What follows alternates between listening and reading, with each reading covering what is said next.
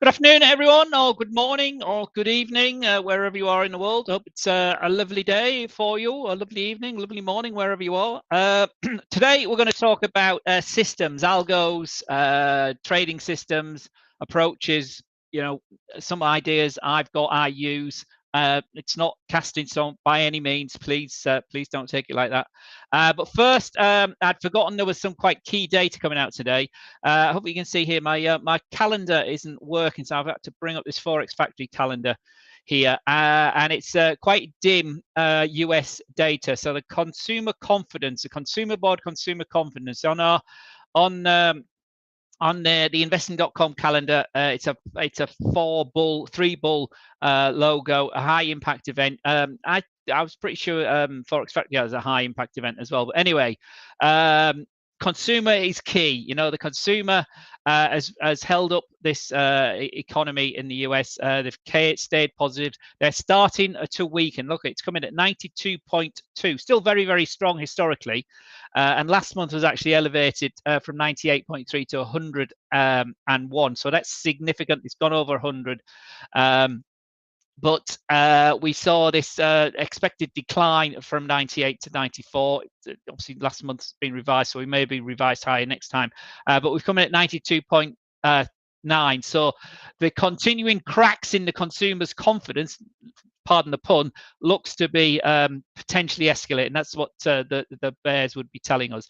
The other key indicator here is the new home sales. Remember last week we had that bigger than expected existing home sales spike higher, but new home sales, literally new constructions, along with building permits and housing starts have all shown a bit of weakness, but this is still a very strong number. Don't get me wrong, this is still a very, very strong number. Anything over 550,000 is, you know, it's always been my benchmark for new home sales in the US pre-pandemic. So 676,000, that's a big old hit.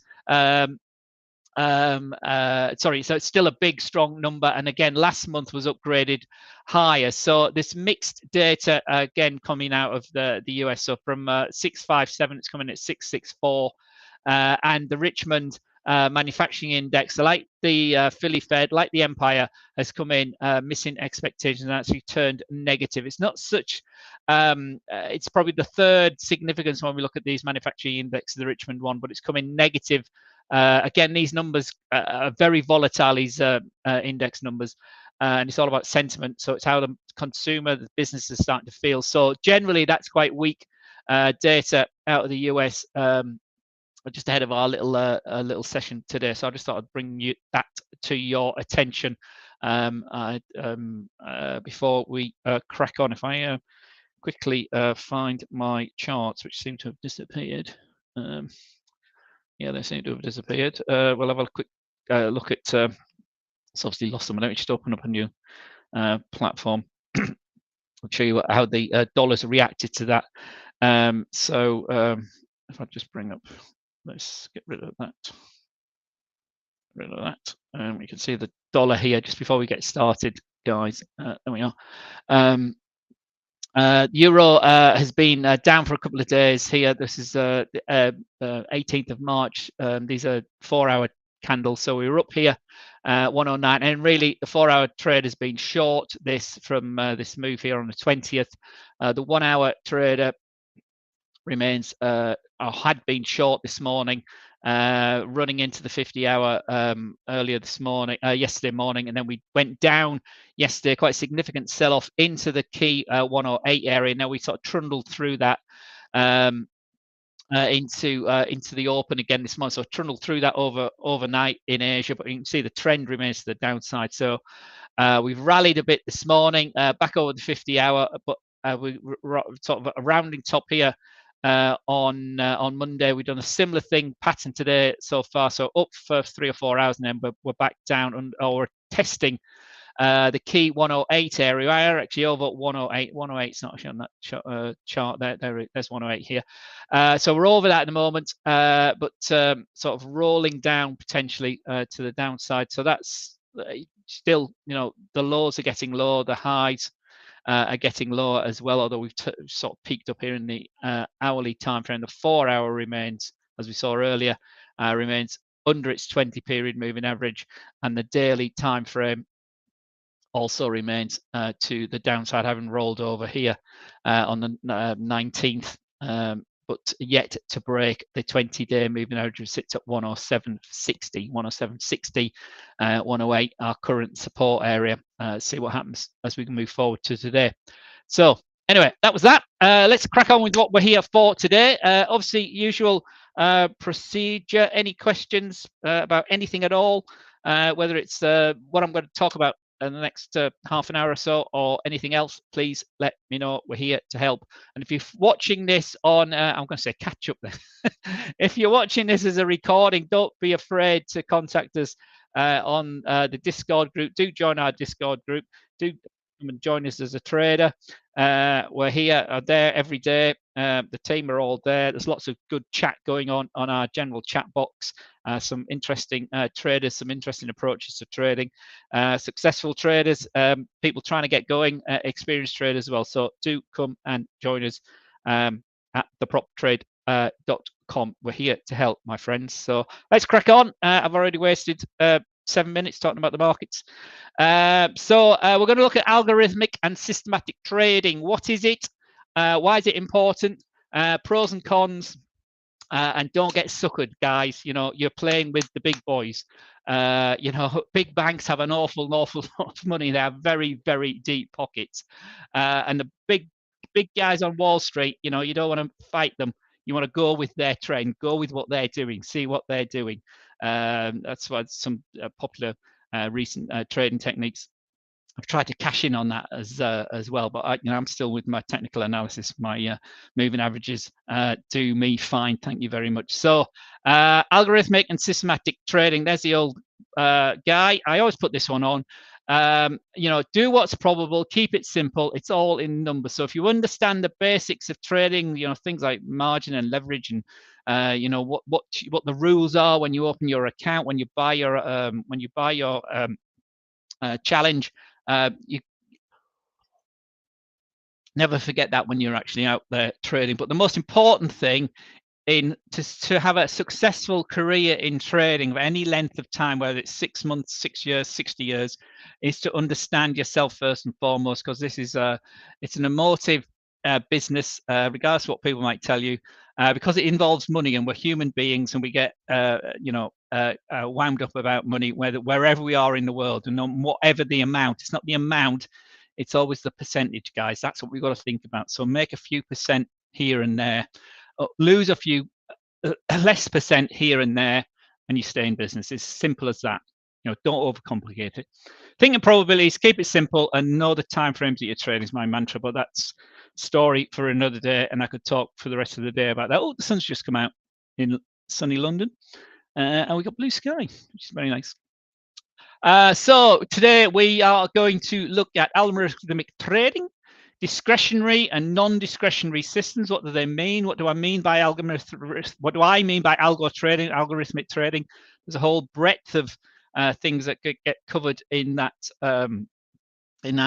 description. Some systems, typical approaches, complicated ones, simple ones, ones that work, ones that don't work. What you need to create a system, some parameters I've looked at over the years, and some background, some back testing sites I've used and still use, and what makes a good system. And obviously any questions you may have or not. Let me just put up the question box so I can see if anybody's got any questions. Let me just find it. There we are. And let me just move me down a wee bit so the screen's a wee bit bigger, isn't it? That's probably better. There we are. There we are. See the screen a bit better now. Okay, listen, my bald head. But, anyway, so that's what we're going to cover in the next half an hour or so. Obviously, any questions at any time, please let me know. So what is algorithmic trading? Well, my definition, and again, this is just over the years what I've called algo trading. You know, it's a black box system, or it's an algo trading. It uses very, very complex and very advanced mathematical formulas and models. I mean, these big companies, the citadels of this world. I meant to bring up a couple of books to show you as well, but never mind, we do that next time. You know, they use the biggest, best brains, the biggest, best computers. They're very, very high speed, ultra high frequency trading, or ultra high frequency trading, or sorry, HFT, high frequency trading, or ultra high frequency trading. You know, picoseconds, nanoseconds, nactoseconds. It's we haven't got the computing power as ordinary traders. You know, even if you're working for you know, a relatively big bank, you can't compete with the big players, the big banks, the guys that are chucking billions and billions of dollars around. So most algos, you know, very fast computing programs, massive amount of capital investment, very, very complex algorithms, or can be complex. Some of them are actually quite simple, but they, you know, they're looking to generate returns every day. You know, don't get attached to anything. Very, very marginal sort of arbitrage trading is very, very common with algo systems, where they're looking at differences on different exchanges or different brokers and all the rest of it. You know, it's massive, massive brain power. You know, as I say, they recruit the best PhDs, best statisticians. You know, and really, true algo trading, my friends, is the preserve of institutions due to this massive capital investment required. Okay, don't try and take them on. Don't try and compete. It's just really not worth it, because you will end up licking your wounds. You know, that's, for me, is what true algo trading is. Obviously, over the last 20 years, we've seen the development of computing power, you know, price of computing power coming down, CPU power coming down, being sort of democratized. Obviously, the internet's helped that, and things. So we, you know, the average Joe, or the average small company that's trading, or trading company, you know, has got a bit of a chance these days. But, you know, algo trading at in its true sense is really for the big players, the big banks we've all heard of. But as I've touched on already, they tend to look at 4 key types of trading. So the arbitrage, the buying of selling securities. This is what the dictionary calls it: the buying and selling securities, currencies, commodities, or anything, or whatever it is, in different markets or in derivative form to take advantage of differing prices for the same asset. It's what the notorious what's he called? Curly haired guy that's gone to jail. That's how he started his funding of his FTX. I've forgotten his name now. Somebody tell me his name. But anyway, that's how he started in the crypto business, arbitraging between different exchanges in, I think it was Singapore, and I can't remember where the other place was, but you know, and lots of that is a legitimate business. There's nothing wrong with arbitraging, and lots of banks do it. Lots of high profile investors do it as well. But you've got to be, it's microseconds sometimes, and you know, obviously exchanges don't want to, they're competing with each other all the time. They're offering the same asset, so that they, you know, it doesn't exist for very long. The other thing that happens is in the professional marketplace is the rebalancing of indexes. So when you see the quarterly rebalancing of the FTSE 100 or the S&P 500, so companies getting elevated to the FTSE, companies getting relegated out of the FTSE 100 or the DAX 40, or, you know, I say the S&P 500 or Nasdaq 100. This happens. Different indexes have different rules, and some happens quarterly, some happens on a yearly basis, some happens on a twice a year basis. But the institutions, the exchanges and the institutions have to be aware of this sort of weeks before that this is happening. So if X company is getting promoted and X company is getting relegated, obviously if you're a fund that can only deal with you know, companies that are in this FTSE 100 or in the DAX 500, your rules say you only deal with these type of companies. You know, that company that's getting taken out, you know, they've got to come out of your portfolio, and a company that's coming in, you can't put it in your portfolio till he's actually in. Okay, and so lots of algo systems, guys on the edge look at this rebalancing, look at the timing of this when this happens once a quarter or once every 6 months, and that's something they focus on as well. By its very nature, the speed of the way these guys are working, these very high processing speeds, these ultimate high frequency trading, they're looking at obviously mean reverting positions. They're not looking to build into a position, although some do, but generally they're looking at channels, whether the channel's going up or down, or whether the channel's going sideways. They don't care. They're looking from the top and the bottom. They're looking to get in and out very, very quickly. So obviously scalping and mean reversion is particularly their bag. They're not sort of pivot traders. They're not looking at turns in markets. They're not looking at swing positions and holding it for a long time and building into a position. Although I say they do, that's a different part of their portfolio. But typically, algo trading and algo systems, systematic trading, is very much around the speed of in and out on a daily basis, closing the book on when the session's closed and rolling over to Tokyo, or rolling over to New York, or rolling over to London, and on they go. That's how these big companies work. Obviously, most of them are predominantly located in New York. Fascinating book by a really great author, Michael Lewis. I don't know if you've heard of Michael Lewis. I haven't got his books behind me, but I've read most of his books. He documented this back in 2012 when the IEX exchange came up, when a guy that American Japanese guy that used to work for the Canadian banks, again, it's escaped me for a minute, but he basically, Brad Katsuyama, he looked to try and even up the game in 10, 12 years ago now. But Flash Boys is a description of these high frequency trading companies, the Citadels, the Floor Traders, the Virtue, and others, obviously, in the market, which he talked and still insists that the market was rigged. The IEX does exist now. He managed to get it running, old Brad and his team of misfits, as he calls them himself. But trying to break into Wall Street and break the institutions is very, very difficult. But he's stamped his flag down there, and obviously the high frequency trading companies still exist, and they still dominate the hedge fund markets, and they're still a huge sector of the amount of trades that are going through, certainly on a volume basis, which is what, if you're running an exchange, if you're the S&P 500, the Nasdaq, or the Nikkei in Japan, you want volume. You need trades to be going through. So these high frequency trading companies are vital to their very existence as well. But they're skimming things, front running deals quite often. Certainly that's what Brad talked about.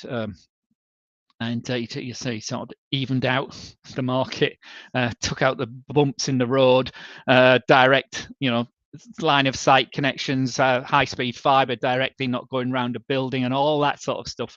These picoseconds, nanoseconds make such a difference in these short, fast trades. So Flash Boys, fascinating book. I thoroughly recommend it. The guy that really kicked everything off, again, I've got the books downstairs actually. My current copy of this book, The Man Who Solved the Market, Jim Simons, the man that created the quant revolution. My dog had it recently. It's all dog-eared, but anyway, it is ordinary a mathematician back in the 50s, worked for NASA, a very, very clever bloke, and his team of again oddballs, but obviously it's had a major impact on the world as we know it now. One of his partners, major supporter of Mr. Trump, investor in Mr. Trump as well.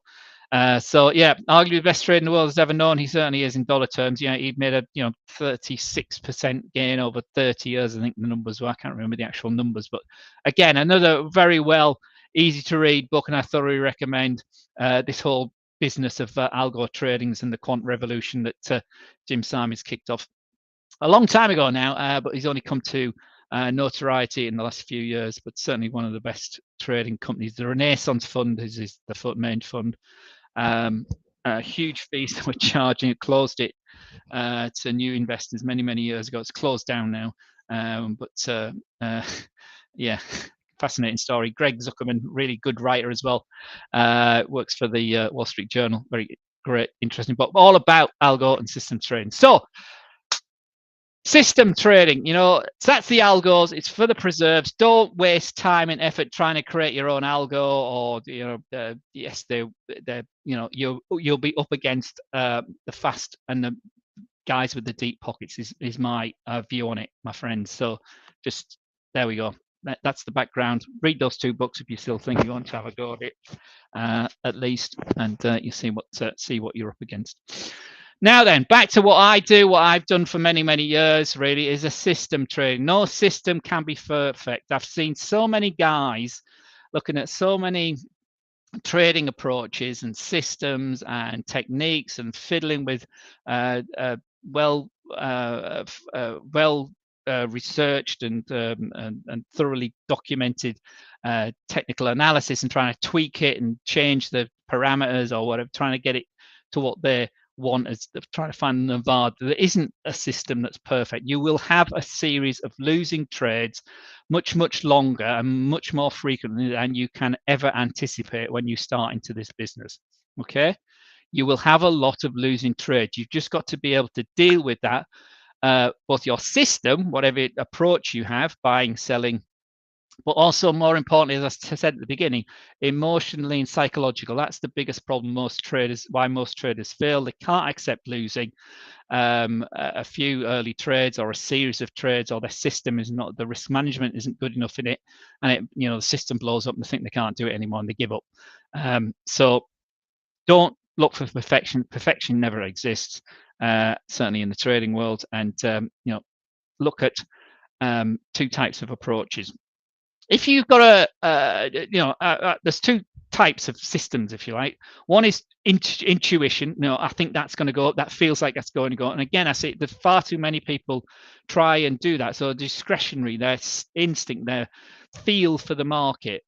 In all my time in trading rooms and talking to traders and seeing traders and watching professionals do this on a daily basis, I've only ever seen 2 or 3, 2 in particular, but it's from a long time ago when I was a relatively young man as well. When I first started in my early 30s, there were 2 young guys, one for working for the Royal Bank of Scotland, and one that got recruited by the Royal Bank of Scotland trading room, and they just seemed to have a feel for what was going on, for buying and selling. There were spot forex brokers, and they made a lot of money for themselves and for the bank, but they didn't last very long. They sort of got fed up after a few years. It was too much pressure, and they literally were burnt out. My approach, and the approach that I know of people that do this for any length of time, is this a non-discretionary approach. Most systems are non-discretionary. We have rules, we have variables, we have parameters, and we plug them into what now is computing. It used to be, a spreadsheet, used to be a bit of paper, and by having a non-discretionary system, you're not working on what you think, what your emotion is. You think this is going to go up, or you think this is going to go down.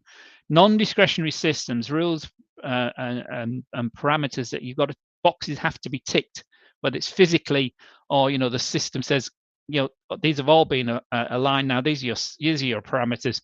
This is a buy. This is a sell. So therefore, you just follow that rules if you can, or that places the trade for you automatically. So obviously, what EAs do.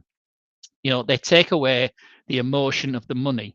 Some of the more sophisticated ones, like mine, tells me how big a lot size I need to be if I want to risk, 1% or 2% of my entire account, or 0.5% of this particular amount I'm risking today. Take that emotion away. They're back tested on old data, but not curve fitted. Okay, what does that mean? Well, that means lots of what we do as human beings, we want to find something that works. So we tend to, whether consciously or subconsciously, will over-test things, or will make it look really good on old data. The problem with old data, when you're back testing stuff, it's what is the prices you're using? Are you using the real spread at the time of you know, if you go back 5 years, or what are you using the average price of on that day or on that hour? You know, what actually happened within that, and you don't get any of that when you're back testing. A a sort of rule of thumb that I use as well when we're looking at back testing your system, always assume, you know, your back testing system on paper is going to be 50% better than it will be in real life, you know, or your back test, your real results are going to be at least 50% worse than your back tested results. That sounds a bit dire and a bit, but you know, again, truth and experience shows me that it's not as dire as it sounds. It is actually tends to be what happens. So don't lean and put too much pressure on yourself with your back tested results that it doesn't actually work in real life. So don't make it fit what you want it to fit. You know, you're looking for confidence, you're looking for comfort, you're looking to be able to sleep at night, you're looking to have, you know, if you've got trades on overnight, not to wake up in the middle of the night worrying about what's happening in the US, you know, or wherever you are in the world. You know, it's always worse. The worst is always ahead of you, not behind you. That's what that phrase comes from. Down at the bottom there about back testing and like, oh, this is great, and you get really excited. I mean, I've been there myself. I've done it myself, and thinking this is the one. This is the one. And then you put it into the real live market, and all of a sudden something happens in the market you're not expecting. You know, Trump says something or whatever it is, you know, that moves markets and completely blows all your back testing completely out of the water. You see it now much more now. You see there's all sorts of things up on the internet where people have tested, you know, the RSIs are rubbish indicator. It only gives a 15% win rate. I've back tested it on the NASDAQ for the last 15 years, blah, blah, blah. Okay, well, so be it. You know, it works for me. It works how I want to use it. And that's the key thing, guys, finding something that works for you. I say it all the time. So non-discretionary systems, it takes away the emotion, and it's the emotion that is principally the fear and greed that is principally the hindrance for most traders. This is just an example of what I used to do when I was trading more actively. I had a daily system, a 4-hour system, and a 1-hour intraday system. I'd look at 38, 40 charts, typically on an end of day basis. I still do it to an extent at the moment. My systems that I've put up on the Discord group are based on this approach. I don't trade silver and copper at the moment. I trade other indexes than the ones that are just here. But this is, this is the rules, this is the process, and this is what you want to get. What is your approach? So daily chart, we'd scan it at the end of the day. What's a trade? What's not a trade? When I was out of the London time frame a bit more, I tend to put things on in the morning. Now I put them on in the evening. It's a sort of a fit and forget or a set and forget approach. So we open the position and leave it alone. You know, always at a stop loss, always at a take profit. Risk management, typically 1 to 3%. Again, these are general numbers. It varies obviously by trade, but in overall, the whole concept of thousands of trades or hundreds of trades, this is where these are the rules that fit in it. So risk management 1 to 2%, money management different animal, but again tend to scale into positions or scaling out positions more than I used to. Multiple targets, typically it used to be 80% off at T1 target 1 and 20% left on if it's trending. This is a typical for trend following assets. At the moment I've gone back to 50-50, so 50 at T1, bringing T1 a bit closer and letting the trend run. So again, it's all what works for you, but this is a typical approach that I have used in the past as an end of day trader, and these are the assets you could trade. You can trade all sorts of things. Obviously lots of people very much into trading individual stocks as well. But the beauty of indexes is that indices is that you got the goods and the bads all badged together like ETFs. You get the best of both worlds really. But obviously, if you want to trade individual stocks, trade individual stocks. Also, typical system, a trend following system would look for moving points, turns in the market. Trend following system, rules based, non-discretionary. Those of you that have seen my strategies before, I like the 20-day simple moving average, or the 21-day exponential moving average, looking for that is my pivot point really. So I'm looking for a breach and break of that particular moving average on an end of day basis. I really like the ATR, the average true range, for creating a target or series of targets or stop losses as well. If I'm a trend, if I'm looking at a trend following trade, I'm waiting for the trend to have ended, if you like, and turned and confirmed that a new trend is setting. So I'm looking for a turn in the market. That's where my stop loss typically would be, either up or down. And you know, all sorts of other things sometimes get included, sometimes don't get included. I've got 7 different types of systems and approaches. All of them. Oops, there we are. Slides come from, but you know, support and resistance, Bollinger Bands, Fibonacci levels, all that sort of thing is involved as well. So systems typically, again, I've got these all on my on the our trading platform. You know, trend following is crossing strategy, Bollinger Bands statistics, 20-day moving average, Heikin-Ashi. I like Heikin-Ashi candles, simple mean reaction, price action and mean reversion approaches, and pivot point system as well. So there's all different types of approach. Let me just bring in my whilst I've got it, the setups that I have on my here on the platform. So this is a default trend following system. This is the blue line is the 50-day moving average to 21, 5 and the 9. It's one of my favorite sort of simple, very simple, both for beginners and more experienced traders, for capturing big moves and when markets are trending. As you can see here, when we're chopping around, it's not going anywhere. The flat, what we're looking for is a movement. That was a last big move. Although it went in there, having been short there, it didn't work out. We went long, closed that short, and went long here.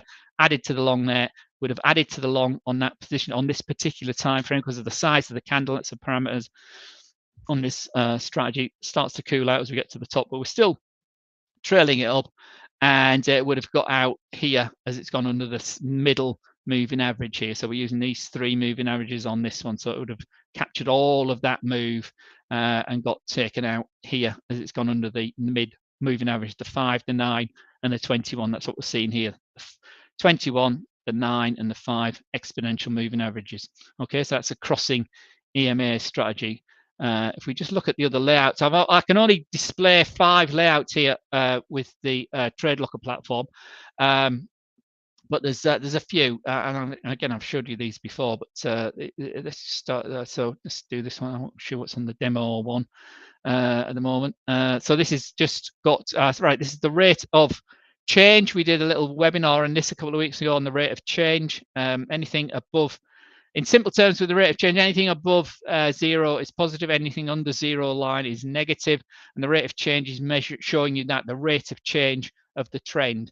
So this is a strong uptrend here, which went positive here, and here you can see how that one's gone. Again, this is the you can see here, this is the blue line at the bottom here has gone over the 0 line on this big green candle here. It happens to have gone over a moving averages here as well. I think this is the 20, yeah, this is the 21 moving average, the green line as well. So that's a positive trend, and as you can see, that's what's actually played out. The other line that's on here, this one here, the green and the brown line, this is something called the super trend, and this flips from positive to negative. Again, you want it to be at some sort of angle. When it's horizontal, there isn't a trend.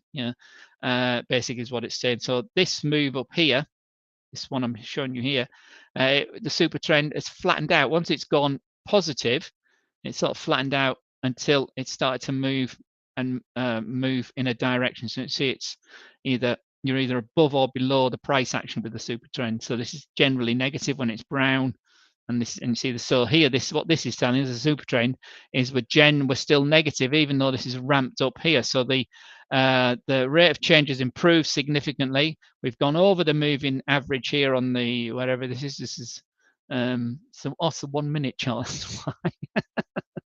That's what I was right. It was chopping around. I didn't realize it was 1 minute. Let's just anyway. It's a bit more volatile. That's why I'm using it as an example. But let's go back to the 1 hour time frame. There we are. So you can see that that's the big move down we saw on the previous chart. So it's negative. It's generally under the 21 moving average here on the 1 hour. Here it's improved. But yeah, so it's different setups basically. That's the rate of change. And there's lots of others on here. So the other one is two other indicators: the MACD, the MACD here, and the parabolic SAR. Here we're looking for a cross of the MACD lines. So that last crossed here, the signal line and the MACD line. The parabolic SAR is already negative. So this strategy would have been short there from Friday the 21st. Yeah, was that Friday? Yeah, Friday. This particular chart on this particular time, or this particular asset, sorry, this particular setup on this particular time frame would have gone short on Friday night, and its stop loss would have been up here somewhere, close to the parabolic SAR, and not, there's that turn in the market again. You could have had it up there, and it's set and forget. It's still short until this is looking to go and move down here. The MACD is still, the histogram is still next. So that's that one. That's MACD, and so they're all different types of systems. I'll just finish with the Heikin Ashi system. So it's not Heikin Ashi, it's normal. What is Heikin Ashi candle? So Heikin Ashi candles, different to normal candles, but again, here on the hourly basis, it's been short yesterday. Nothing really happening as it's flattened. It's been positive for a few hours this morning, and then it's turned negative. It's turned out of that as it's turned from green to red. So that was a positive for 3 or 4 hours. Suggestion in the last hour that we were running out of steam because the body of the candle smaller. We've got wicks to the north and the south. This is reading the Heikin Ashi candles, and then as this candle turned red, as we changed from green to red, we would have closed out that long position from this morning, and then waiting for something else for the next signal. Is this going to go short? Not necessarily, because we've got wicks to the north and south, and it's an hourly candle, and we're only halfway through the hour, so we're out of the long. Maybe getting short. We were short earlier here from 6 till 8 on this particular setup. Then it went long. When it went out, then it went long. We got that move up there. So anyway, this is just different strategies and different systems. So let me just move that away here. For creating a system. So how to create a system? As I said right at the beginning, I think I labelled it quite clearly. Nothing is perfect. It never will be. The markets are not perfect, and they're certainly not logical. That's the other key thing that I wanted to touch on today. People get a bit too, and traders, we are people as well, get quite impassioned about, well, the data was positive. Non-farm payroll was really, really strong. Why has the dollar gone down? Why has the stock market gone down? Or vice versa. Don't try and read too much into the news flow, and that's why I find people getting too hung up on particular individual pieces of news. It's not about the individual piece of news. Yes, it can cause some volatility, but that it can all be over in 15 minutes or in 5 minutes, like we've seen many times. It's all about the total news flow. It's like not focusing on one individual trade. It's about your total trades for the day or your total trades for the month or the week.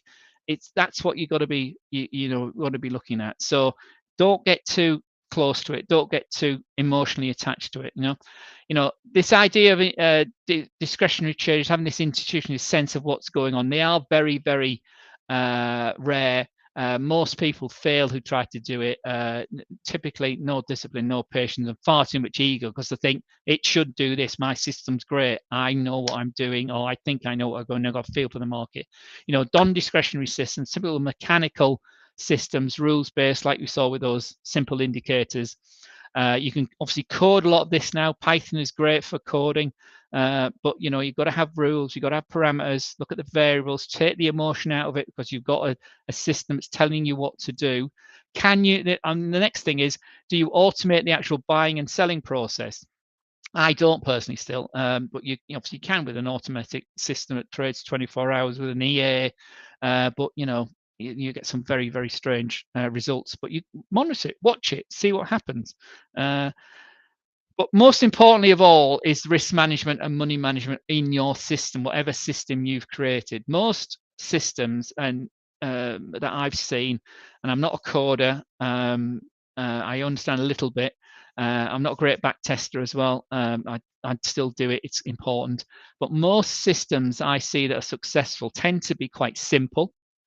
But more importantly, or as importantly, they will have a very significant slew of risk management in the code that creates the actual trading system itself. So the trading system might you buy on the break of this moving average, and that's a simple bit of code to write. But then how much you're risking and how much your money management and risk management is involved, the coding for that can be much, much more involved, and that tends to be where the clever money is made in understanding the risk management system.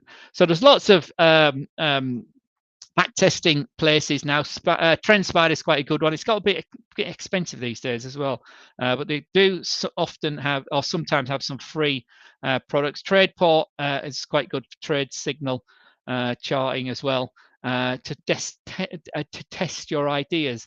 Remember, most of the ideas you can come up with have probably already been created by somebody somewhere. There's billions of people trading globally these days, and like I said right at the beginning, when we were looking at all these very, very clever PhD students, mathematics PhD students, computer science PhD students, and graduates, they're much, much brighter than I ever will be.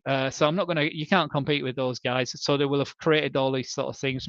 Jim Simons, if you read his book, they spent years and years and years tweaking and looking for the angles, looking for the edge, looking for the arbitrage in the markets and the systems, and they just worked and worked and worked away at it. It took a long time, but they cracked it and ran with it when they cracked it, and kept refining it over the years. But typically, as simple retail traders trying to get a funded account, simple moving average system works, breakout systems, pattern recognition systems, mean reverting systems, whatever it is you use to mean reverting. I know a colleague has got a really nice mean reverting approach. He uses a different setup to most people, but it works for him. He'll use the 30-day moving average or 30-period moving average and the 50-period moving average on things like Bollinger Bands, which not many people do, but it works for him, and that's the most important thing. It's successful. He makes money at the end of the month. He makes money at the end of the year. So it's what works for you, and that's the key thing. My view of systems over the years, expect when you're creating something, what you want. Obviously, you want to make 10, 12, 15%. Have that written down in your expectations. Don't use too many rules. Again, because I'm a relatively simple soul, not very bright. I have some very simple systems with very simple rules, but the key thing is they work across all assets, markets, whether it's indexes, gold, silver, copper, as we showed before, forex, the futures market, CFD market, whatever it is. The system works as well. It works better on some than others. Like some of it times it's better on forex than it is on indices sometimes, but it works across multiple markets, multiple assets, and most importantly, multiple time frames. Okay, obviously, again, mean reverting systems tend to be better when we've got sideways markets and we're in a short time frames. Trend following strategies tend to work better over higher time frames, over smoother moving assets like indices compared to the volatility of forex sometimes. But my approach works well on all of those and works well enough. It's not the best by any means, but it works well enough, to know that at the end of the month I'm usually in the money. Obviously, I'm losing months, but typically each month is okay. The key thing is number 4 there, as I've touched on before: strong risk management and risk control, maximum drawdown. I was typing this and thought, God, 20% is massive, really, and it is. But you know, you don't want anything bigger than that. You see these, you know, MyFX book sites where, you know, people have like, you know, 50, 80, 90% drawdowns using martingale systems, but still make money at the end of the year. Well, okay, but can you cope with that sort of drawdown? A 20% drawdown on your account, guys, is still a massive, massive drawdown. You know, if you lose 20% of your entire portfolio, you know, you got 80% left the way you start. Say you start on January the 1st, you know, 20%, you've got to make 25% of back just to get back to zero. Think of it, you know, you've got 80% left of your 100%. You've got to make, you know, 25% to get of what you've got left, 20% to get you back to 100. So a 20% drawdown is still quite high, but you don't want to be anything more than that. I know a lot of people have that much higher down, but you know, drawdowns want to be less than that, I would argue. But certainly,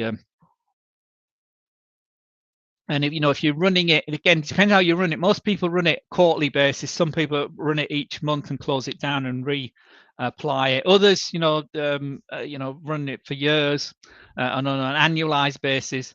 Again, it depends what, you know, works for you. Me, make it as mechanical as possible. It's got to be non-discretionary.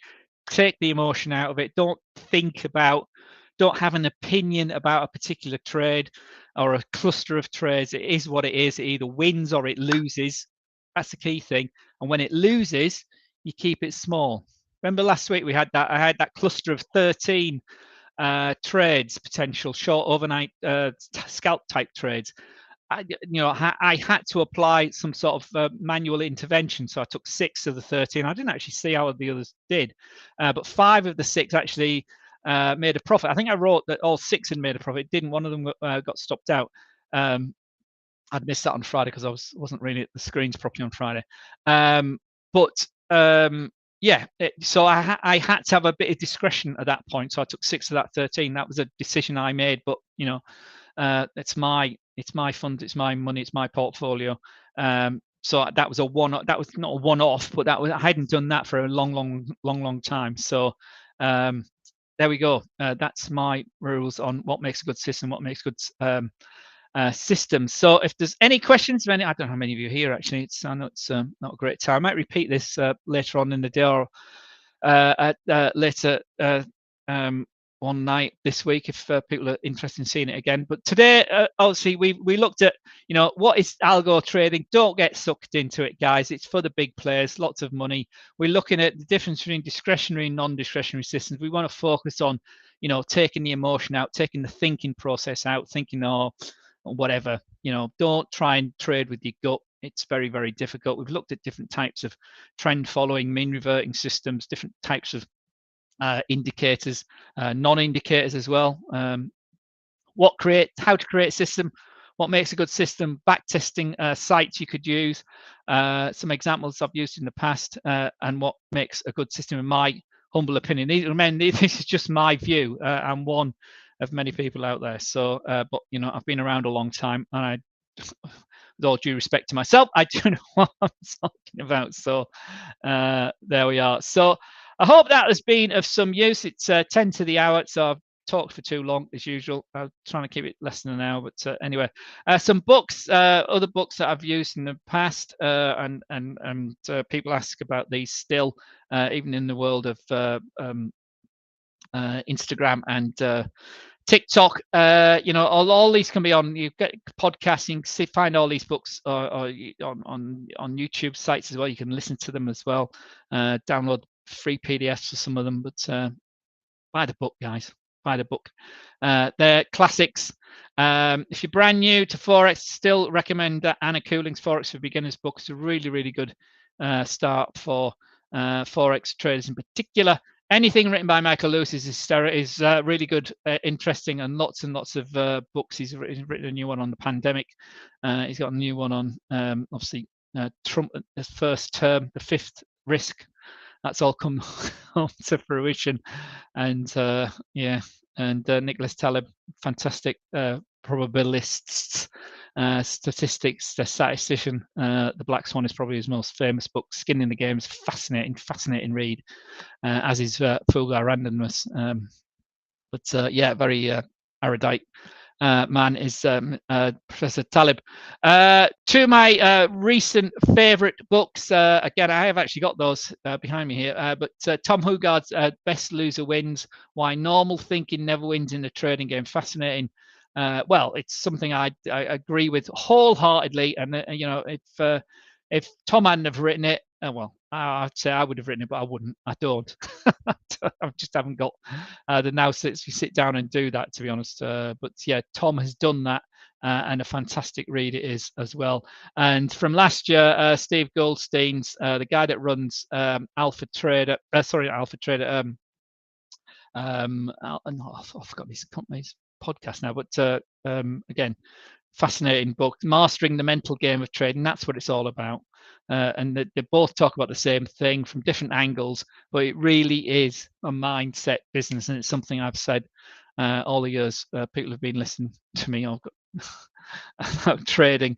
That's the most important thing, really, beating yourself, not beating the markets, my friends. So thank you for your time. Visit our website, as it is here, theproctrade.com, for our challenges and support. And remember, we've got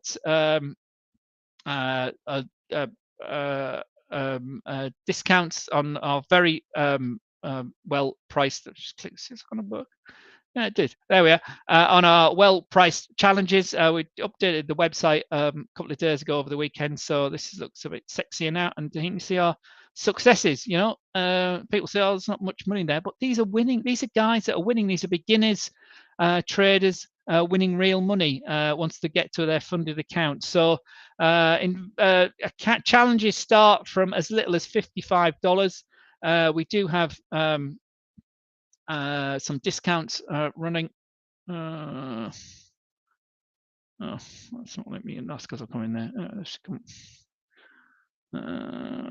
That one there.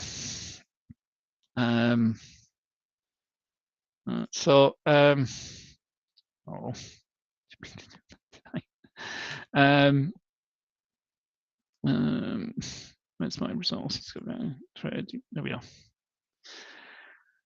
So two-step is a standard approach. If you type in here SC25, I'll give you a 25% discount off all our whole range. And I say the 5,000 challenge starts from $55, which is very, very well priced anyway. But SC25 gets you 25% off that, so it's about $40, less than $40, or just over $40 for a two-step $5,000 account. Personally, I'd be looking to invest a few $100s, $50,000 account. That gives you a huge scope of being able to trade lots of assets at the same time. You've got much more leverage. Much more margin to play with. The rules are still the same. 8% on the phase 1, 5% on phase 2 is what your target is. Always not looking to lose more than 10% across the whole two positions. 5% on a daily basis. You shouldn't be using like 5% on a daily basis. That's it's a good rules, and give it a go. Successful, you get your refund. You get your fee back, and also you can get to start trading profits, 80% of any profits you make, which is what we saw. Excuse me. At the beginning, so 25% off 350 brings it down to $200 odd for a $50,000 account. $25,000 account can be had with a 25% discount for about $150. So, guys, give it a go. We're here to help. I'm here to help. The rest of the team are here to help. We are open. We're transparent. We've got nothing to hide. We've been around the block a lot. We're not the Instagram kids that you see running a few of these plethora of prop trading companies that have been around even for a few months. Some of them even longer. But we have been around the block a few times. So take care, everyone. Thank you for your time today, and we'll see you all later. Let's leave you with the euro bouncing off 108 this morning today, but the trend remains very much to the downside. So take care, everyone. All the best.